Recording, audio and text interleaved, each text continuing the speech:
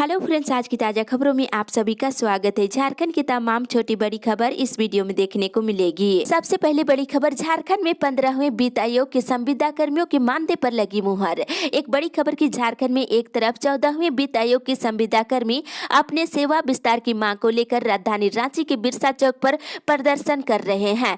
कल पुलिस ने इन कर्मियों पर जमकर लाठी बरसाई है। वहीं दूसरी ओर राज्य के मुख्यमंत्री हेमंत सोरेन 15वें वित्त आयोग के तहत अनुबंधित संविदा कर्मियों के लिए मासिक मानदेय पर अपनी मुहर लगा दी है। झारखंड सरकार की मुहर लगने के बाद 15वें वित्त आयोग के संविदा कर्मियों में लेखा लिपिक सह कंप्यूटर ऑपरेटर को मासिक मानदेय 10,000 रूपए और जूनियर इंजीनियर को मासिक मानदेय 17,000 रूपए दिए जाएंगे। साथ ही पंचायतों के तकनीकी कार्यों के संपादन के लिए हर प्रखंड में 2 जूनियर इंजीनियर और प्रत्येक 5-6 पंचायतों में 1 लेखा लिपिक सह कंप्यूटर ऑपरेटर नियुक्त करने का प्रस्ताव रखा गया है। इसी के साथ ही अगली बड़ी खबर, अब शिक्षक बनेंगे अफसर।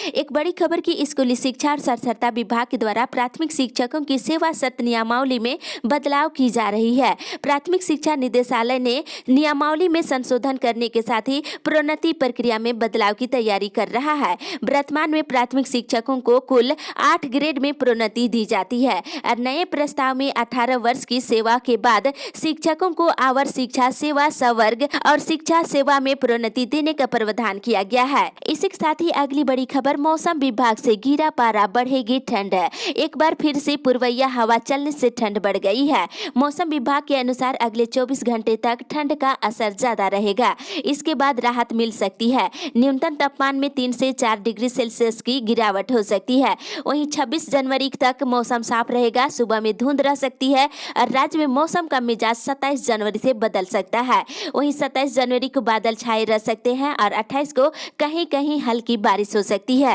इसी के साथ ही अगली बड़ी खबर, जैक ने भेजा रिजल्ट। नेतरहाट आवासीय विद्यालय और इंदिरा गांधी बालिका आवासीय विद्यालय और हजारीबाग के तर्ज पर संचालित आवासीय विद्यालय का रिजल्ट स्कूली शिक्षा और साक्षरता विभाग को भेज दिया गया है। साथ ही इधर प्राथमिक शिक्षा निदेशालय ने प्राथमिक स्कूलों के वर्ष 2021 की अवकाश तालिका में संशोधन किया है। इस संबंध में निदेशालय ने शुक्रवार को पत्र जारी कर दिया है। उर्दू विद्यालयों में पहले की भांति शुक्रवार को साप्ताहिक छुट्टी रहेगा, जबकि रविवार को विद्यालय खुला रहेगा। इसी के साथ ही अगली बड़ी खबर, रेलवे बोर्ड के चेयरमैन से मिले सांसद, 10 जोड़ी ट्रेन चलाने की मांग। सांसद संजय सेठ ने शुक्रवार को दिल्ली में रेलवे बोर्ड के चेयरमैन सुनीत शर्मा से मुलाकात किया है। इस दौरान उन्होंने रांची रेल डिवीजन में 10 जोड़ी ट्रेन चलाने की मांग की है। सांसद ने रांची नई दिल्ली गरीब रथ, हटिया वर्नाकुलम, हटिया पुणे, रांची जयनगर, रांची सासाराम, रांची कामाख्या, रांची भागलपुर, हटिया पुरी तपस्विनी एक्सप्रेस, रांची अजमेर शरीफ और रांची आरा ट्रेन को चलाने की मांग किए हैं। इसी के साथ ही अगली बड़ी खबर, सभी प्रखंडों में 30 को विधिक सेवा कैंप। रांची जिला के सभी प्रखंडों में 30 जनवरी को विधिक सेवा सह सशक्तिकरण कैंप लगाया जाएगा। वहीं दूसरी ओर रांची प्रशासन ने शुक्रवार को 131 संभागनालय संवर्ग लिपिक और 8 अमीन का स्थानांतरण पदस्थापन किया है। एक ही स्थान पर 3 वर्ष या 5 वर्षों से अधिक अवधि तक पद स्थापित रह चुके हैं, ऐसे कर्मियों का स्थानांतरण कर दिया गया है। इसी के साथ ही अगली बड़ी खबर, किसान पड़ाव में SUCI ने दिया धरना। केंद्र सरकार के द्वारा लाए गए कृषि कानून के खिलाफ किसान पड़ाव के दूसरे दिन socialist unity centre of India ने राजभवन के समक्ष धरना दिया। साथ ही इधर केंद्रीय कृषि मंत्री नरेंद्र सिंह तोमर ने किसानों और सरकार के प्रतिनिधियों के बीच 11वें दौर की वार्ता विफल होने के बाद शुक्रवार को अफसोस जताया है और कड़ा रुख अपनाते हुए आरोप लगाया है कि कुछ ताकतें हैं जो अपने निजी और राजनीतिक हितों के चलते आंदोलन को जारी रखना चाहते हैं। साथ ही इधर पंजाब के मुख्यमंत्री ने शुक्रवार को किसान आंदोलन के दौरान जान गंवाने वाले लोगों के परिवार के एक सदस्य को नौकरी देने का ऐलान किया है और साथ ही पंजाब सरकार की ओर से मृतक किसान के परिवारों को 5-5 लाख रुपए मुआवजा देने की घोषणा किए हैं। इसी के साथ ही अगली बड़ी खबर, झारभूमि का सर्वर फिर हुआ धीमा। झारभूमि का सर्वर फिर से धीमा हो गया है। मोबाइल के माध्यम से झारभूमि की साइट खुलने में काफी समय लग रहा है। कभी कभी तो साइट खुलती भी नहीं है। वहीं लागन भुगतान में रैयतों को काफी परेशानी हो रही है क्योंकि राशि कट जा रही है लेकिन भुगतान नहीं दिखा रहा है। और साथ ही इधर राजद ने 24 जनवरी को होने वाली राज्य कार्यकारिणी की बैठक को स्थगित कर दिया है। साथ ही इधर BSM नेता BL रेड्डी ने कोल इंडिया के चेयरमैन प्रमोद अग्रवाल से North East Coal Field Assam को खोलने की मांग की है। इसी के साथ ही अगली बड़ी खबर, वित्त मंत्री आवास पर प्रदर्शन करेंगे करेंगे पारा शिक्षक। राज्य के पारा शिक्षक कल राज्य के मंत्रियों के आवास के समक्ष प्रदर्शन करेंगे। एकीकृत पारा शिक्षक संघर्ष मोर्चा के प्रमोद कुमार ने बताया है कि रांची में पारा शिक्षक वित्त मंत्री रामेश्वर उरांव के आवास के समक्ष प्रदर्शन करेंगे और धरना प्रदर्शन में रांची के अलावा गुमला, खुट्टी, लोहरदगा, सिमडेगा के पारा शिक्षक भी शामिल होंगे। उन्होंने बताया है कि पारा शिक्षक अपनी मांगों को लेकर चरणबद्ध तरीके से आंदोलन कर रहे हैं। इसी के साथ ही अगली बड़ी खबर, झारखंड में 5 साल के बाद अब होगी अफसरों की बहाली। एक बड़ी खबर की झारखंड में 5 साल के बाद एक बार फिर अफसरों की बहाली के लिए विज्ञापन निकाला जाएगा। शीघ्र ही परीक्षा की तिथि घोषित की जाएगी। क्रमिक विभाग ने इससे संबंधित तमाम अधियाचनाएं झारखंड लोक सेवा आयोग को भेज दी है। भेजी गई अधियाचनाओं में सर्वाधिक झारखंड नगर पालिका सेवा से है। अब जेपीएससी शीघ्र ही इन अधियाचनाओं से संबंधित विज्ञापन निकालेगा और अधिकारियों की बहाली के लिए प्रक्रिया शुरू होगी। इसी के साथ ही अगली बड़ी खबर, हजारीबाग के चौक चौराहों पर लगेगी धातु की प्रतिमा। बताते चले कि इधर नगर निगम अस्थायी समिति की कल बैठक हुई और बैठक में हजारीबाग शहर के 23 चौक चौराहों के सुंदरीकरण में करीब 2 करोड़ रुपए राशि खर्च करने पर सहमति बनी है। कई चौक चौराहों पर धातु से बनी प्रतिमा लगाई जाएगी। इसके अलावा सड़क के बीचों बीच डिवाइडर और गार्डन, डबल स्ट्रीट लाइट और पेपर बल्ब और आकर्षक विद्युतीकरण का काम किया जाएगा। इसी के साथ ही अगली बड़ी खबर, एनटीपीसी के खिलाफ धरना जारी। विस्थापित विकास संघर्ष समिति के तत्वाधान में रैयतों का आंदोलन शुक्रवार को 12वें दिन जारी रहा और एनटीपीसी के द्वारा संचालित संस्था के माध्यम से जुड़ी महिलाओं को धरने में शामिल होने पर समूह से निष्कासित करने की धमकी दी जा रही है। वहीं दूसरी ओर वार्ता के दौरान डीसी ने रैयतों की समस्या को सुनी है और साथ ही मंत्रालय से आदेश लेने के उपरांत ही कोई कदम उठाने की बात कही है। इसी के साथ ही अगली बड़ी खबर, 25 बूथों पर मिलेगा वोटर आईडी। राष्ट्रीय मतदाता दिवस को लेकर शुक्रवार को गुमला जिले के प्रखंड कार्यालय के सभागार में बीएलओ की बैठक हुई है और बैठक में आवश्यक दिशा निर्देश दिए गए हैं। इसके अलावा बैनर, पंपलेट आदि का वितरण किया गया है और 25 जनवरी को सभी मतदाता केंद्रों में नए मतदाताओं के वोटर आईडी कार्ड का वितरण किया जाएगा।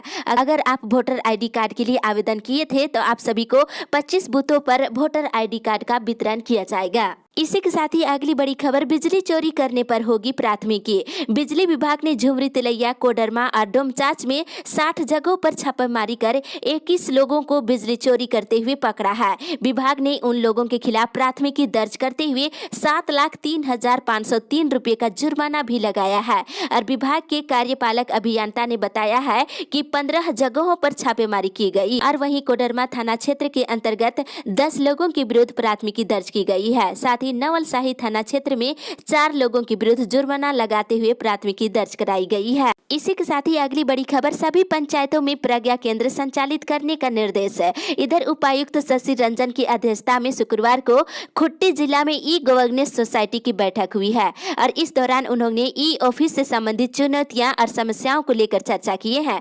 आधार पंजीकरण का कार्य 7% करने को कहा है और साथ ही सभी पंचायत भवनों में इंटरनेट का कनेक्शन देने के साथ ही सभी पंचायतों में प्रज्ञा केंद्र संचालित करने का निर्देश दिए हैं। इसी के साथ ही अगली बड़ी खबर, डंपिंग यार्ड को शहर से हटाने का निर्देश।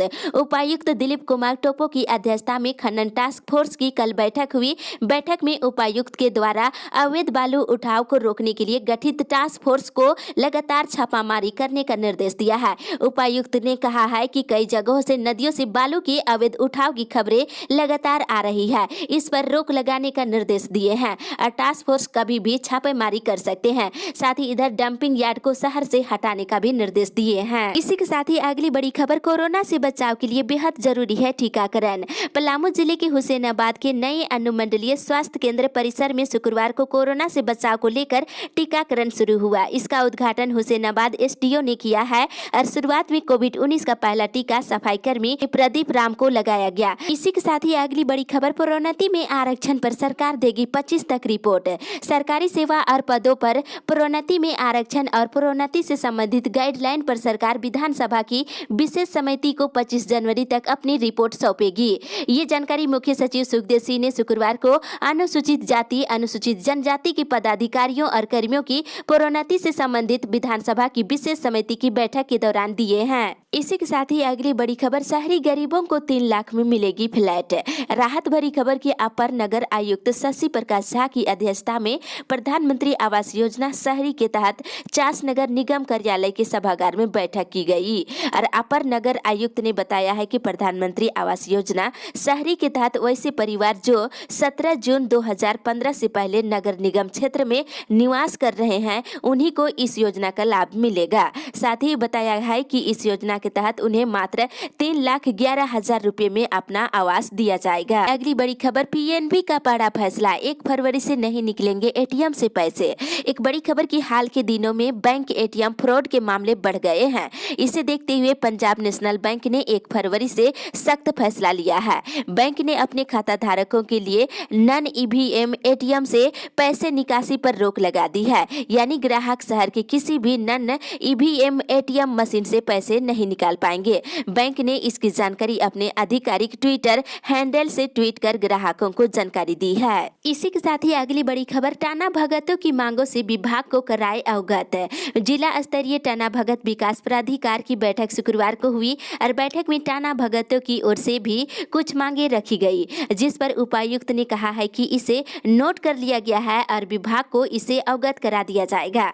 टाना भगत लाभुकों के उत्तराधिकारियों के आधार पर नामांतरण के मामलों की समीक्षा करते हुए उपायुक्त ने फरवरी महीने में इससे संबंधित कैंप सभी अंचलों में लगाने का निर्देश दिया है। इस अपडेट में बस इतना ही। आगे की खबर के लिए आप हमारे साथ बने रहे।